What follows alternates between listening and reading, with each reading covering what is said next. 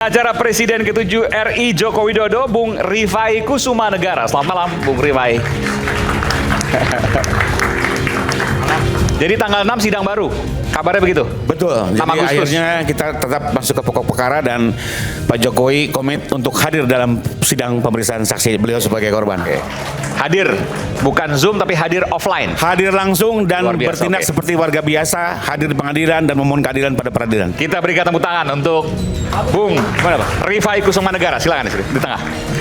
Pakar telematika yang juga tersangka fitnah ijazah Jokowi, Bung Roy Suryo. Selamat malam, Bung Roy. Ini yang bikin heboh, minta ganti rugi 206 juta rupiah. Iya, Mas Saya mau tanya soal itu nanti. Nanti ada paparannya juga. Oke. Tapi saya ingin berterima kasih dulu kepada Mas Aiman dan juga rakyat bersuara. Disinilah 15 bulan yang lalu, saya, Dr. Tifa, dan satu lagi, itu kita tampil bertiga. Bung Rismon. Ya, jadi tanggal 29 April 2025 dan itu menjadikan tanggal untuk dakwaan kita, ya. Tapi memang sayangnya sekarang kita nggak bisa tampil bertiga lagi, Mas. Karena yang satu sudah berkhianat, ya, dan melarikan diri, ya, berkhianat dan nanti akan saya ceritakan. Lagi-lagi dia berbohong, Mas. Soal apa ini? Baru minggu lalu. Dia akan berjanji, pada durasi 1 jam lebih 9 menit. Ini presentasi saya, silahkan. Kemudian kalau mau dikopi dan dianalisa. Saya minta ke redaksi iNews. Jawabannya nggak dikasih dan tolong dihapus. Berarti, respon, kamu sekali lagi bohong dan pengecut. Itu, terima kasih. Oke, kita berikan tepuk tangan untuk Mas Roy Suryo. Selanjutnya Ketua Indonesia Police Watch, Bung Sugeng Teguh Santoso. Selamat malam, Bung STS. Oke. Terima kasih. Silakan Bung STS. Kemudian Hakim Agung periode 2011-2018 Profesor Gayus Lumbu. Selamat malam, Prof. Pengacara Roy Suryo, Bung Abdul Ghafur Sangaji. Selamat malam, Bung Sangaji.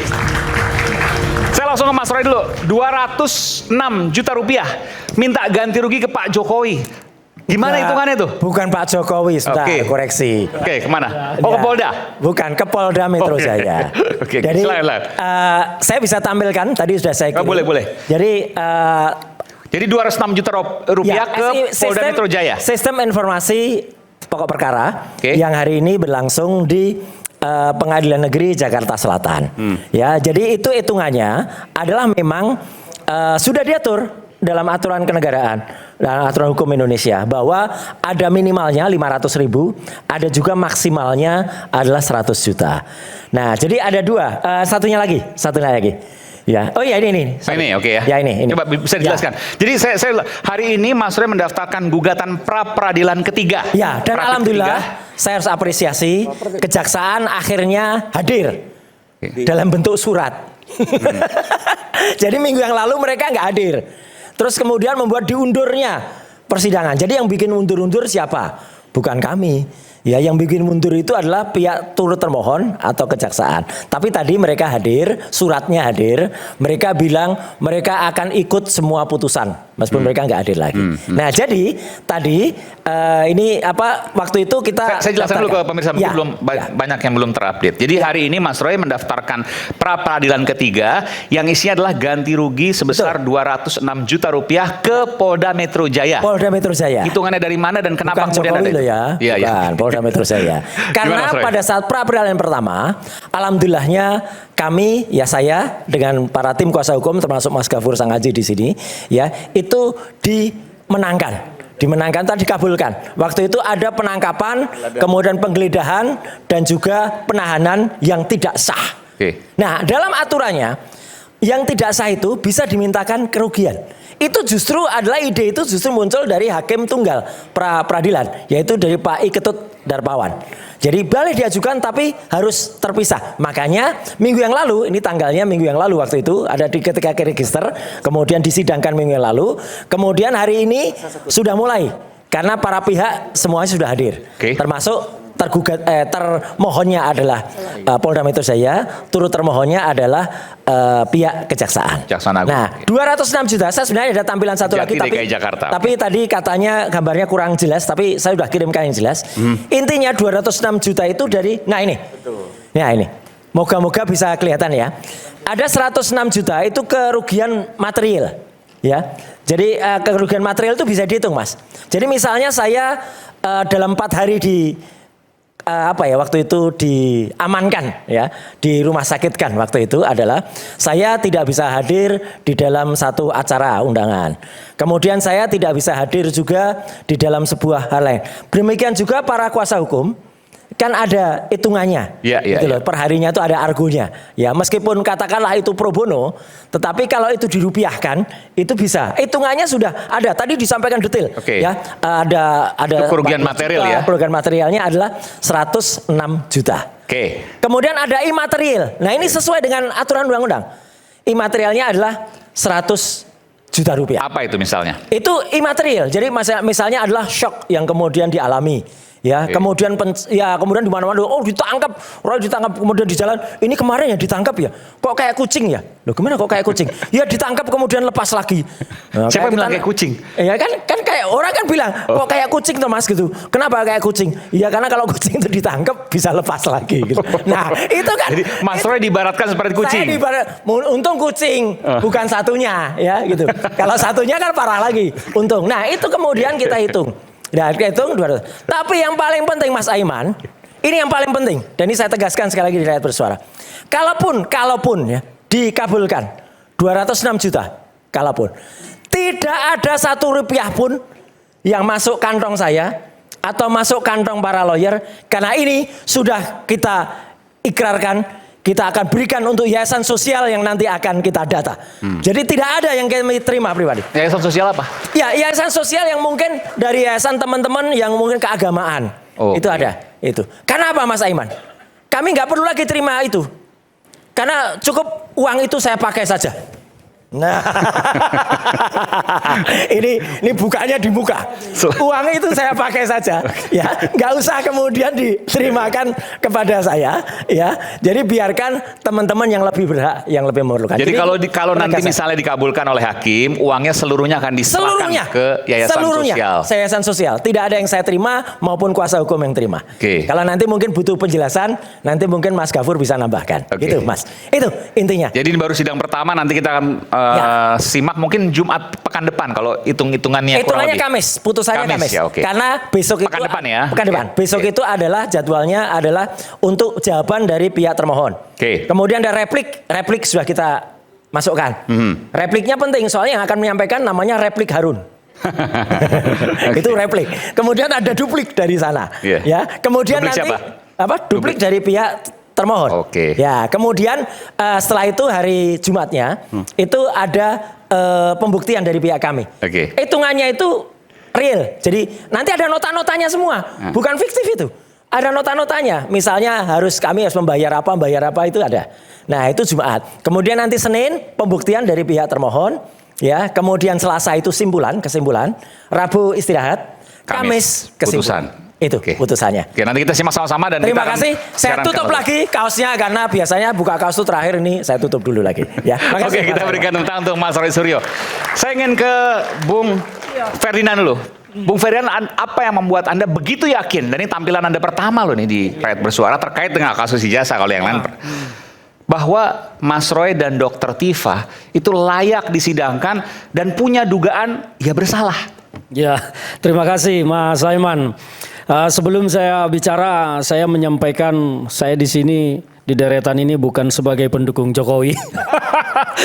Dan kalau ditanya saya di kelompok mana? Kelompok yang percaya ijazah Jokowi ada atau di kelompok yang tidak percaya ijazah Jokowi ada? Saya berada di kelompok yang meragukan adanya ijazah itu. Terima kasih Mas Aiman. Jadi saya mau bicara begini. Sejak awal saya mengikuti terus perkembangan termasuk eksepsi yang dimasukkan oleh rekan-rekan advokat Dr. Tifa bahwa ada beberapa yang saya cermati soal eksepsi terutama di poin error in persona dan error in objecto. Saya melihat bahwa eksepsi itu adalah poin yang terlambat. Kalau memang itu poinnya, semestinya dulu mengajukan pra-peradilan ketika ditetapkan sebagai tersangka. November 2025 berarti. Bukan di saat mengajukan perlawanan terhadap dakwaan. Karena dengan memasukkan itu dalam eksepsi, saya melihat justru teman-teman ini kok ragu dengan keyakinannya. Karena saya perhatikan selama ini teman-teman ini kan sangat yakin dengan penelitiannya bahwa ijazah itu kalau Mas Roy bilang kan selalu 99% palsu. Ya kan? Nah, artinya mereka sangat yakin, tapi kenapa kemudian mencari celah keluar dari pembuktian keyakinan mereka dengan mencari exit window dari dakwaan dengan menyatakan error dalam objek dan error dalam orangnya. Kalau bicara error in objecto dan error in persona, pertanyaan saya, kalau memang objek dan person yang mereka teliti adalah dalam tampilan berbentuk ijazah yang diposting oleh Dian Sandi, harusnya mereka mencari konfirmasi kebenaran terhadap Dian Sandi, tetapi tidak mendatangi UGM. Kalau mendatangi UGM artinya yang dikejar itu adalah Jokowi yang mantan presiden, bukan Jokowi yang personnya entah siapalah yang diposting oleh Dian Sandi itu. Jadi saya melihat bahwa pembelaan terkait dengan error in persona itu sudah terlambat dan tidak masuk. Nah, itu kemudian putusan eksepsi kemarin itu kan hanya berbicara tentang bahwa rejim hukum yang dilakukan disampaikan oleh jaksa itu kan tidak jelas. Jaksa terlihat ragu menggunakan rejim hukum apakah KUHP lama ataukah KUHP baru. Mereka memasukkan pasal yang konstruksi hukumnya sama, pembuktiannya dalam dakwaan primer maupun dakwaan alternatif. Di sini pun saya bertanya-tanya, Mas Iman, ini jaksa benar-benar ceroboh ataukah ini sebuah langkah strategis rekayasa untuk tidak menghadirkan Jokowi dalam persidangan? Maksudnya gimana? Karena kalau jaksa, ini kan sebetulnya kasus ini sudah disupervisi juga oleh Kajati, Kejaksaan Tinggi. Kenapa jaksa bisa seceroboh itu menggabungkan rejim KUHP baru dan KUHP lama dengan pasal yang konstruksi hukumnya sama? Jadi terlihat bahwa jaksa ini pun ragu mau mendakwa Dr. Tifa ini. Yang akhirnya kemudian diputus diterima eksepsinya oleh hakim. Eksepsinya diterima karena jadi maksudnya gini, ini hipotesis ya, Iya. Coach Anda. Ini sengaja dibuat kabur supaya putusan selanya mengabulkan atau malah itulah pertanyaan saya. Memberhentikan sidang gitu. Itulah pertanyaan saya, benarkah jaksa seceroboh itu menyusun dakwaan? Karena menurut saya jaksa tidak seharusnya seceroboh itu. Tapi kan akhirnya bikin dakwaan baru. Ya, 6 Agustus sidang lagi. Ya, ini kan sesuai dengan aturan yang ada, jaksa kan punya 2 hak. Dan apakah melakukan perlawanan ke pengadilan tinggi atau dan itu melakukan tidak menjamin perbaikan. akan ada putusan selah kedua yang hasilnya sama dengan putusan selah pertama. Kalau perkara sudah begini, tidak ada lagi putusan selah. Nanti masuk ke dalam pemeriksaan perkara, tetapi putusannya di akhir.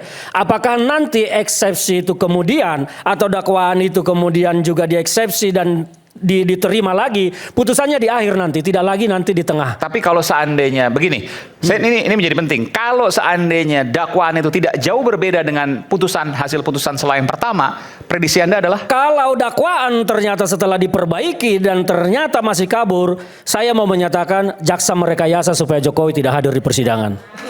Dan sidang ini selesai, nggak akan bisa lanjut. Ya nggak jelas lagi nasibnya, nggak jelas lagi. Makanya di situ juga meskipun konsekuensinya Dr. Tifa dan Mas Roy ya bebas. Ya akhirnya perkara ini ya harus berakhir. Harus 0-0, 0-0. 0-0. Dan apa yang ditunggu-tunggu oleh publik tentang kebenaran fakta ijazah Jokowi apakah tidak akan pernah terbukti tidak akan pernah terbukti. Oke, saya sedikit berhipotesis, nanti saya akan ke Prof Gayus ya. Jadi misalnya dakwaan. Dakwaannya tidak jauh berbeda, diubah pasti. Tidak jauh berbeda dengan dakwaan sebelumnya. Maka sidang akan terus nanti. Jalan terus. Ada saksi-saksi yang dipanggil termasuk Pak Jokowi dong. Terus semuanya. Termasuk Pak Jokowi kan? Betul. Lah, Pak Jokowi bisa datang. Nanti kemudian dari pihak Mas Roy, Dr. Tifa dan seterusnya pasti akan mencecar Pak Jokowi terkait dengan ijazah tersebut. Kan terbuka. Di mana kekhawatirannya? Contoh begini, nanti dakwaan masuk nih, sudah di informasi yang kita dapat bahwa jaksa telah mendaftarkan perkara baru, dalam hal ini dakwaan baru. Teman-teman kan tentu nanti akan melakukan perlawanan lagi. Tetapi tidak ada lagi putusan selah. Ini akan masuk ke dalam pokok pemeriksaan. Tetapi kalau ternyata perlawanan teman-teman nanti diterima, itu putusannya di belakang. Jadi di belakang nanti kalaupun ada pemeriksaan, ya akhirnya kalau eksepsi diterima, maka semua dakwaan dinyatakan ya gugur demi hukum, maka para terdakwa ya bebas demi hukum. Ya, resikonya itu ujungnya. Tapi bahwa prosesnya pemeriksaan saksi termasuk Pak Jokowi itu kan pasti akan dicecar nanti. Ya, akan dicecar. Ijazahnya seperti apa, tetapi bagaimana dan tentang seterusnya. Kebenaran ijazah kita tidak akan benar-benar nggak akan pernah terbukti itu. Mereka nanti nggak akan pernah terbuka. Nggak akan pernah lagi terbuka. Ini akan menjadi barang yang gelap. Dan kalau statement teman-teman selama ini mengatakan Jokowi akan hadir, ya itu semua tidak akan berguna.